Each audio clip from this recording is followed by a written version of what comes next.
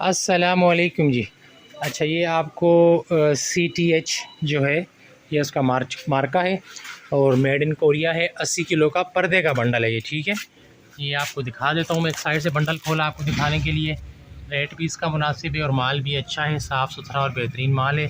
इसमें इस तरह के जो हैं पर्दे निकलेंगे जी। अच्छा जी, इसमें पर्दों के पेयर्स भी निकलेंगे और इसमें छोटे पर्दे भी हैं, जो छोटा साइज़ होता है विंडो साइज़ कहलाता है, और बड़े जो होते हैं बरामदा साइज़, ठीक है, बरामदा साइज़, इसमें वो पर्दे भी आपको मिलेंगे, ठीक है।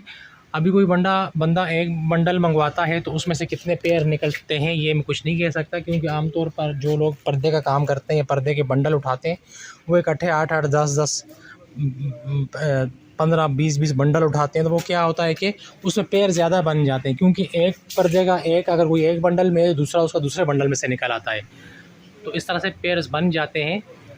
तो सिंपल इज़ दैट के बात करने का मकसद ये है कि इसमें आपको पर्दे जो मिलेंगे उसमें पेयर भी होंगे, जोड़ा जोड़ा भी निकलेगा, और सिंगल पर्दे भी होंगे। इसमें बरांडा साइज़ भी मिलेगा आपको और विंडो साइज़ भी मिलेगा, ठीक है जी। नंबर मेरा स्क्रीन पर मौजूद है, कोई आपने सवाल जवाब करना हो तो मुझसे रब्ता कर सकते हैं।